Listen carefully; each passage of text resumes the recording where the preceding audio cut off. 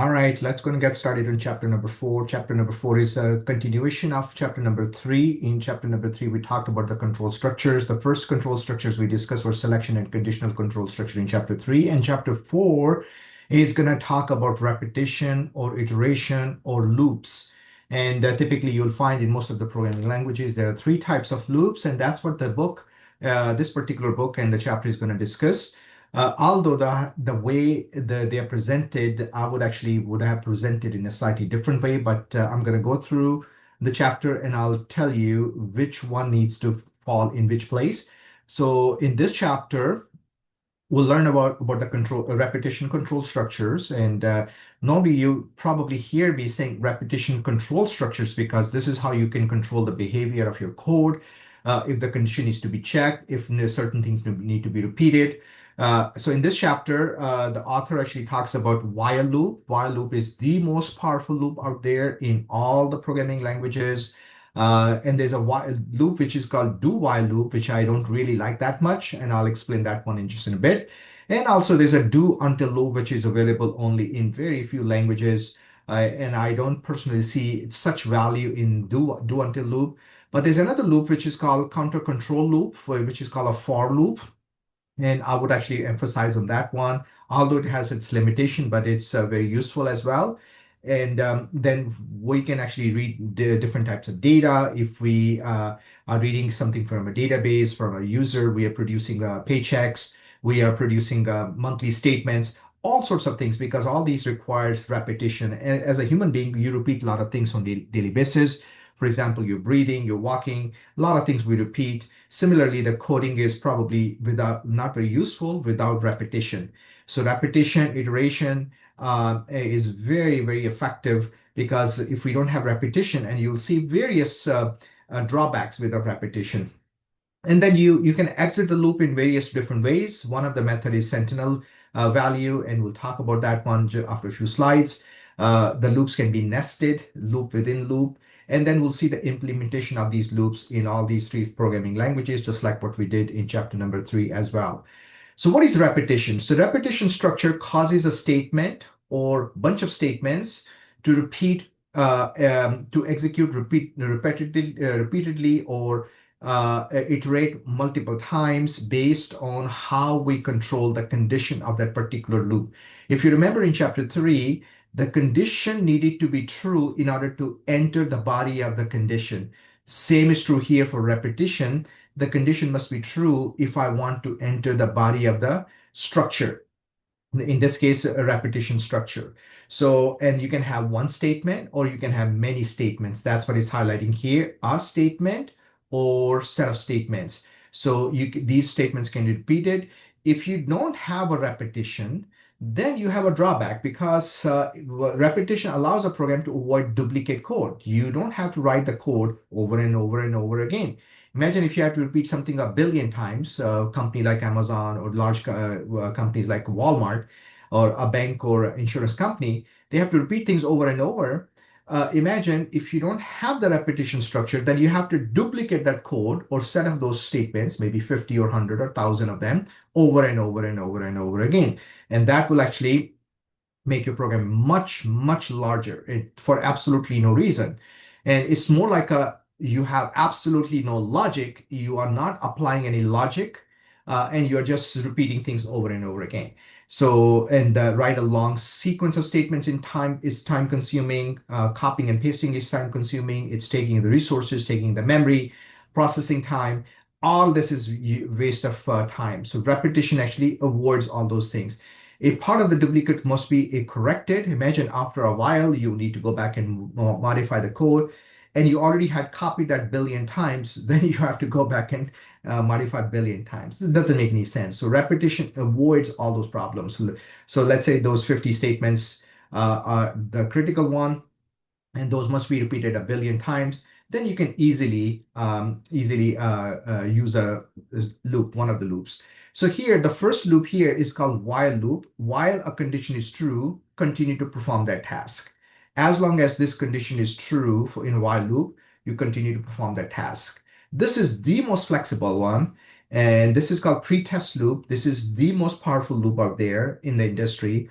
And if you are comfortable learning this loop, and you'll be pretty much set for the rest of your life because this loop gives you absolutely raw power. Although the other loops, they have their own place in the coding, but this loop is probably the most powerful loop. Just like in the chapter number 3, we talked about if and else's. Those are very powerful selection structures. So in repetition, this is the most powerful one here, the while loop.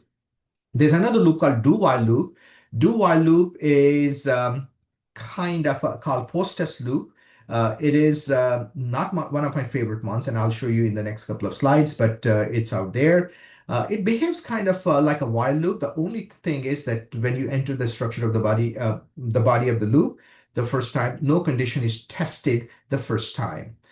And do until loop is not available in all the languages. It does some tasks, performs some tasks while a condition is false. And this is kind of counterintuitive, and I don't feel really comfortable. And you will not find this particular do until in many of the languages.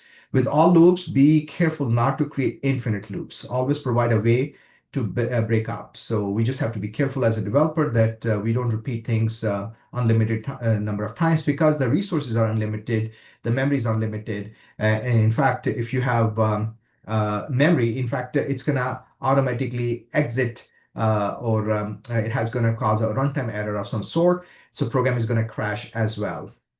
All right, how do we apply the while loop? And if you remember, this is just a pseudocode. This is not a code from Java or C++ or Python. This is just a pseudocode so you can understand. So there's no and while we use for in Java or C++ or other languages, but it's just to show you that where the program the loop begins, the loop structure begins. The condition is tested here. The loop structure begins right there. This is the body of the structure, and then it ends over here. So you start with the keyword while, and while is typically lowercase, all lowercase, not uppercase W, because this is a pseudocode just to show you. And while this condition is true, then stay in the body of this loop forever. So while the condition is true, stay in the body and repeat the body over and over and over again. At one stage, hopefully we have a proper condition or set of conditions. They will fail. Once the conditions fail, you exit the body of the loop and you come right underneath where end while is. And you will continue to execute the rest of the statements after end while. Now, this is called pretest because this condition must be true the first time. In the first cycle, if the condition is not true, you will never enter the body of the loop. If the condition is true, of course, you'll enter the body of the loop and you will continue to execute the statements in the body of the loop. If you want to look at the flowchart, the condition is true, run these statements, processes whatever you need to process, go back and run the second time, the third time, fourth time, until the condition becomes false. So we as a developers, we have to be careful that one stage condition must become false. Whatever mechanism we are using. So as a developer, that's our responsibility. Now, if I want to do some kind of counter control loop, condition control loop in this case, so let's say you set your counter or count variable is to 0. Initially the 0, 0 is less than 10. That is true. Display the value 0 here, then change the value of count to 1 by adding 1 to the original value 0. So 0 plus 1 is 1. Store 1 in this one. 1 is less than 10. Display 1 here. Then make it 2, then 2 is less than 10. And until at one stage, this count becomes 10, 10 is not less than 10, it will exit the body of the loop. All right. Now, condition control loop, do while. This is not the one I really like because in most of the textbooks, they actually only have like a paragraph or half a paragraph at the end of the chapter in chapter number 4. Majority of the time you will find in various textbooks, the loops or these repetition structures are discussed around chapter 4-ish. Sometimes some textbooks, they have chapter 5, but you will find very little discussion on do while. The do while is a post-test loop. And I'll explain what that means. Post-test loop means that there's no condition initially here. Notice that there's no condition to be tested. So you can enter the body of the loop and run these statements without any restrictions in the first cycle. And imagine that makes me very uncomfortable. And in fact, think about it. You can enter and run these statements without checking any condition the first time, without any restrictions, and you can run that one. Then it has a keyword while, then check that condition. If this condition is true, go back and run these statements the second time. If the condition is true, go back and run the third time, and on and on. At one stage, the condition becomes false, then you exit the body of the loop. So that's why it's called post-test, because the condition is checked after the first cycle, not in the beginning of the first cycle. So it performs an iteration before testing its condition. And it always performs at least one iteration. So in some cases, you can argue, well, I have to do these things the first time in first cycle. That in that case, you can use do while loop. Well, I can also tweak my while loop and I can run the statements appropriately, but that's not a discussion over here. And again, this is a count equals to 0. First time nothing is tested, count is displayed, make it 1, 2, 3, 4. At one stage, count becomes 10. When it becomes 10, it exits the body of the loop. Now, this loop is not extensively available, the do until loop, in all the languages, and I will not be spending too much time discussing it in Java and C++ and Python, but it's there. It's just in case if you are running into this particular loop in a specific language. And by the way, the nature of these languages are going to change dramatically in next 3 to 4 years once AI is around us everywhere, and we are developing the code by using AI. So it might change dramatically in next 3 to 4 years. But anyway, so this particular loop iterates until a condition is true, but not all languages support this type of loop. So notice that it says do, so you run the statement and until this condition. So, and you can see that this loop is out there. It's very kind of similar to your do while loop, but it's out there. And again, you can apply this similar thing. And you can notice that this one here is count equals to 0. And let's move on to one of my favorite loops. This loop is called for loop. This author in this slide doesn't do the justice highlighting the importance and significance of for loop. For loop is very extensively used. For loop has some limitation to it. For loop is not for all sorts of purposes. It is good when you know how many cycles you have to go through, how many iterations you have to go through. If you know there are 10 cycles or 100 or 1,000 or whatever number of cycles, then for loop is perfect. It is controlled by, and that's what's called count control loop. Count control loop iterates a specific number of times. So that's the keyword here. It runs a specific number of times. So beforehand, I need to know how many cycles I have. So loop keeps a count of the number of times that it iterates. When the count reaches a specific amount, the loop stops. So that's ideal. If you know there are 100 employees, you need to process their paycheck. There are 1,000 items, you have to process them. So it is ideal for that purpose. But if you have so many other types of conditions, then don't use the for loop. For loop is not designed for that purpose. And we'll see the implementation of this one in Java, C++, and probably in Python as well. So this particular loop uses a counter variable to store the number of iteration. 3 actions are performed with the counter variable. Initialization happens, the condition testing happens, and increment or decrement happens. And I'll show you a logic of that one. It shows this particular case, counter equals to the maximum value. Maximum value is the number of cycles we have to go through. And I really like for loop, and you'll see an example over here. And again, this is just a pseudocode. This is not a real code from a specific language. So, and it author says most languages provide a for loop. For loop is very, very extensively used. And in fact, the way we use for loop, let me see if I can make some space here and show you. So in Java, C++, you will find, we move this one slightly higher. It's all lowercase, there's no uppercase. So for int I equals to 0, semicolon I less than 10, assuming I'm running this 10 times, I plus plus. So then this is the body of my for loop. Let me make this one move a little bit further away. And this is the body of my for loop, and my body ends over here. So here, this is why initialization is happening. I'm initializing I equals to 0 as an integer. Then I'm checking, is 0 less than 10? Yes, it is 10. And at the same time, before I go in the body of the loop, I'm incrementing, when I come back, I will increment I equals to 1. So I plus plus means make it 1. So initially it was 0, then it becomes 1. So whatever the number of statements I have inside the body of the loop here, those statements will be executed. So we'll look into those in specific examples just in a bit. So the for statement automatically performs an initialization test and increment operation to control the loop. So it's very, very effective, very easy to use.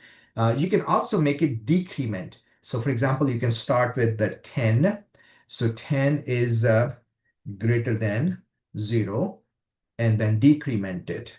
You can also decrement it, make it 9, then 8, then at one stage this becomes 0. Once it becomes 0, then the condition becomes false.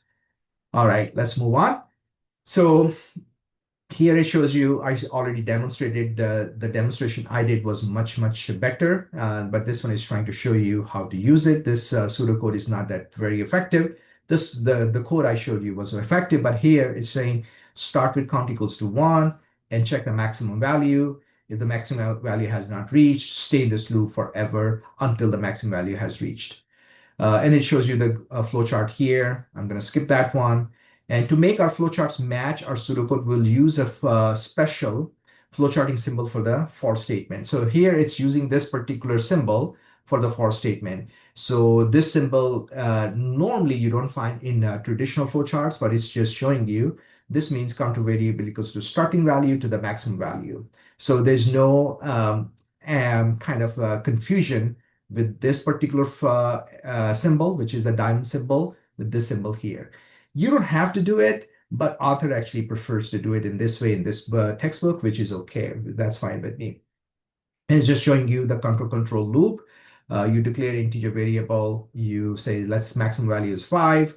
And this is the symbol it's using to demonstrate the for loop. Counter equals to 1, maximum value is 5. And then say hello world. It's going to do that 5 number times. Once it reaches the maximum value of 5 for the counter, then it ends the loop right there. So for loops can increment by more than 1, count backwards by decrementing, or allow the user to control the number of iterations. I showed you both of them. Most of the time, you basically do the incrementing. The way human brains are, we are not very comfortable decrementing because this is not how we behave. You don't say, well, I'm going to start with 10 and then I'm going to 9, 8, 7. In some cases, you probably do that, but most of the time we start with 1, 2, 3, 4. This is how we count.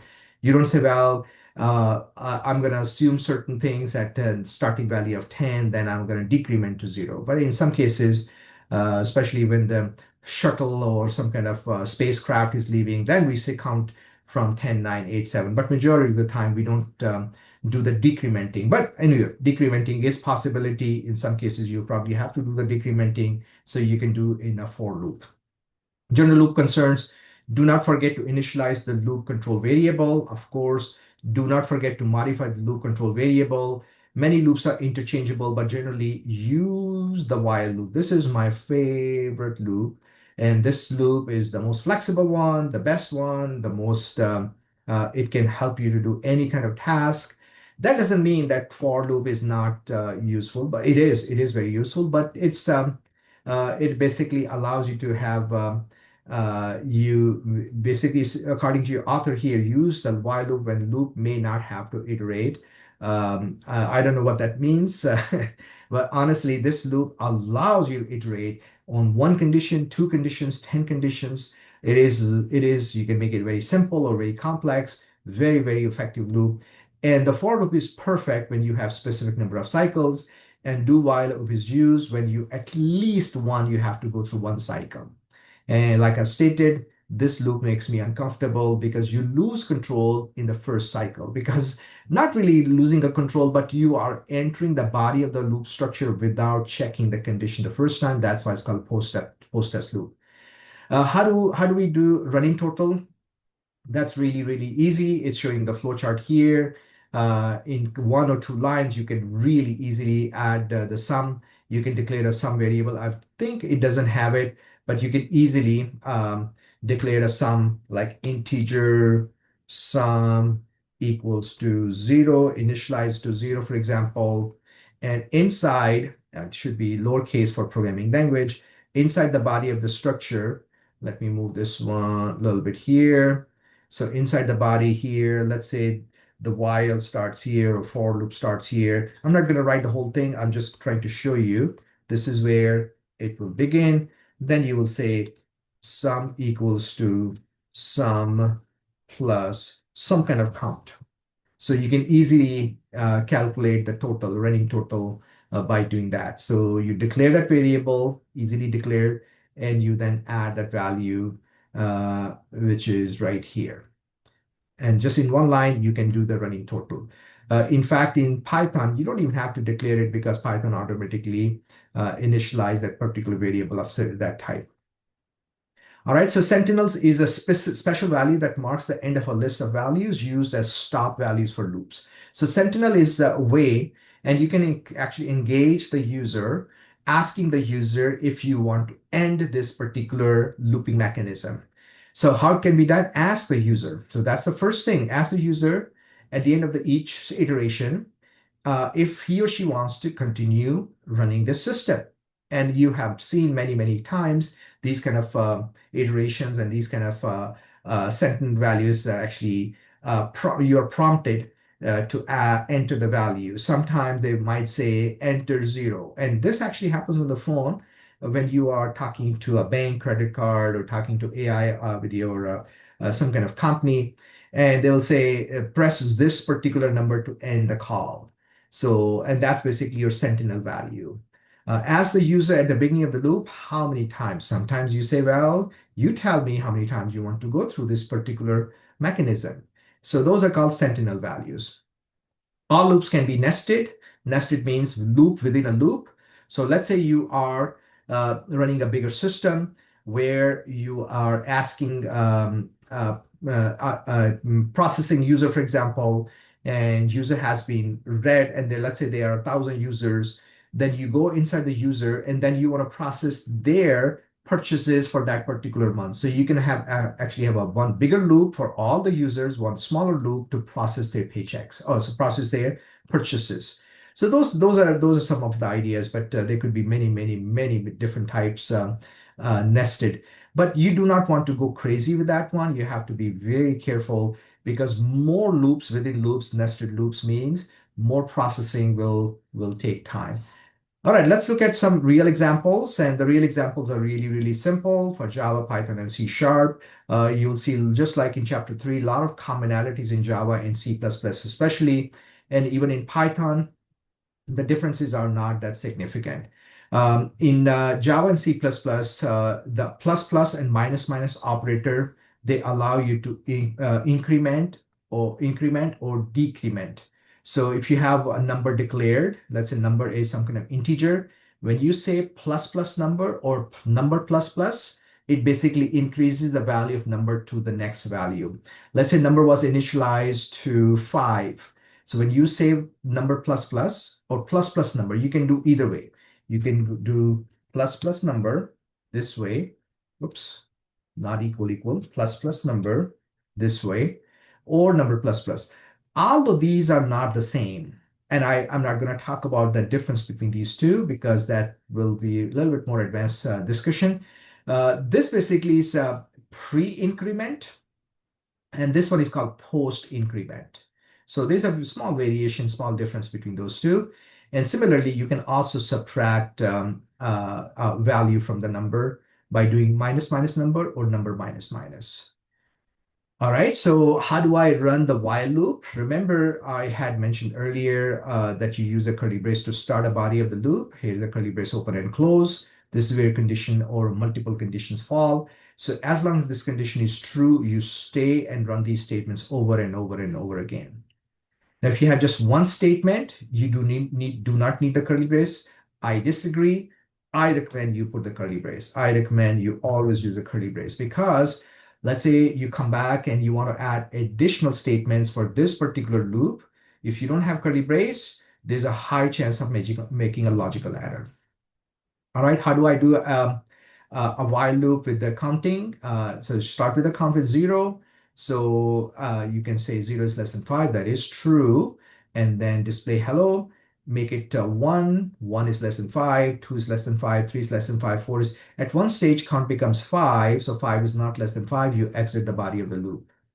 How do I do that do while? Do while is my least favorite, but as you can see that you enter and run these statements the first time without any problems. And then you check the condition at the end of the first cycle. When the first cycle has been executed, then you check the condition. If the condition is true, go back and run the statements again. Otherwise, you exit the loop. If you have just one statement, no curly braces are required. I disagree. You should always put the curly braces. Um, and I think I did that. Did I do that? Oh yeah. So this is just a counter control loop with a do while. All right. This is a for loop. And this one, let me check if they have given a specific example. Yeah, they have. So in a for loop, although it looks very cumbersome and too many things happening, actually it is way easier than many other loops. So the for loop is specifically designed to initialize, test, and increment all in one line. All in one line. I'm going to take you back here. Take a look here. You're doing initialization, line 1. You're checking the condition, line 2. You are incrementing line 3. Three different things happening at three different places. In case of for loop, initialization, test, checking the condition, and increment, all it is happening in one line, in one place. And then a bunch of statements which must be executed. So this is actually way easier. Take a look at this real example. So you'll say int count equals to 1, and then count less than 5, then increment the count. So this is way easier. Although you can say, well, does it mean for loop is more powerful than while loop? No, while loop is way more powerful, but for loop is more effective when you want to know, when you want to run a loop here certain number of times, 5 times or 5,000 times. For loop is designed for that purpose, because all the action happens in one line. The initialization happens right there. Then there's a semicolon at the end because it's a separate statement. The condition is being tested, the semicolon at the end, and then you're incrementing, and then you run the statements, one or multiple statements underneath. So for loop is perfect when you know how many cycles you have to go through. So let's look at some of the examples in Python. So in Python, instead of parentheses, no parentheses are needed. Instead of curly braces, you hit this indentation. So indentation is needed. I'm a traditional developer, so I feel a little bit more comfortable with the curly braces and parentheses. But here, Python is a fairly new language, so it doesn't require. The only thing different here is adding colon at the end. And same thing over here, they're running a counter control loop. No need to declare because automatically this Python compiler will figure that out. And colon is needed here. And the indentation is also needed to indicate that these statements here belong to this particular structure of the while loop. So in Python, the for statement is designed to work with a sequence of data items. When the statement executes, it iterates once for each item in the sequence. General format is variable in value 1, value 2, and so on and so forth. And I think it shows you an example here for number in 1, 2, 3, 4, 5, and print the number. So slightly different in a traditional Java and C++, but you can see for loop is also available in Python. The range function simplifies the process of writing a counter control loop for a for loop. Of course, this was a little bit more cumbersome because you have to write all the values here. So what they have provided the range function. So what it does in this statement, the range function will generate a list of integers in the range of 0 up to that particular value, up to that value here, which is in this case 5, but not including 5. So this code works as very similar to right here, right there. And let's move on. If you pass 2 arguments to the range function, the first argument is used as the starting value if of the list, and the second argument is used as the ending value. So in this, you have the starting value, excluding 5, because 5 is the ending value. So it's going to just display 1, 2, 3, and 4. Slightly different than Java. In fact, I honestly argue that Java and C++, their for loops are identical. They are much, much more simplified, but I don't know why Python people They have made it. They're trying to. And by the way, we can also do steps. Remember we did increment by 1 plus plus. You can also do the steps in Java and C sharp, C plus plus as well. So here it's giving you three things. If it has a third argument to the range, the argument is used as step. So this is what I was referring here. Step, instead of increasing by 1, each successive number in the list will increase by the value by 2. So first value is 1 because that's the starting value, then 3, then 5, then 7, 9, and 11 because the ending value is 12. All right, let's look at the last language. And this fall semester, I'll be teaching, I think I have 3 or 4 C++ classes. So if you are already registered in my C++ CS11 class, that's wonderful. Otherwise, in the winter or in spring 2026, you can join my CS11 class as well. I teach many, many sections every semester. Even in summer this time, I'm teaching 2 CS11 classes. I think in winter also I teach maybe two of them. But anyway, so here you can do exactly what we saw in Java. You can do increment or decrement. You can actually have a condition here, very similar to Java, hardly any difference whatsoever. I don't need to explain it here. The only thing is that you can have one statement, one condition or multiple condition. And I indicated that earlier as well. So here it is. So here's your counter control loop, very similar to Java. There's no difference whatsoever. I don't need to repeat again. Do while is also very similar, hardly any difference. And I indicated that do while enters the body of the structure the first time without checking any condition. And the condition is tested after the first cycle. And here is your do while counter control loop. I don't need to repeat that one. Here's your for loop, and the for loop will be perfectly explained over here. It's hardly any difference in Java and C++. So the only thing I would enter, because here they're assuming you already have entered this value like this. That's what they're assuming. I do not like that. I prefer you declare your variable right there because everything needs to happen in that line. All action happens right there. So that's actually much better than declaring. If you're declaring it outside, then what's the benefit? The benefit is that everything needs to be, you're trying to minimize your code, and that's why for loop is ideal in that case. And I think we are all done. This chapter is much, much simpler because there are a lot of commonalities between chapter 4 and chapter 3. We talked about how we learned how to use Booleans and how to check the condition in chapter 3. So this chapter was kind of continuation of our discussion from chapter 3. Hopefully you will read the chapter, you will benefit from the chapter. Remember, if you are not comfortable with chapters 3 and 4, then your market value will be much less when you go into the marketplace. So you really need to learn these chapters very, very well because these are considered as the heart of the programming. Everything else actually evolves from these 2 chapters. In some textbooks, they even have chapter 3, 4, and 5. They have multiple chapters just discussing these control structures. All right, so that's it for now, and I'll catch you in chapter number 5. Please feel free to let me know if I can help you in any way, shape, and form.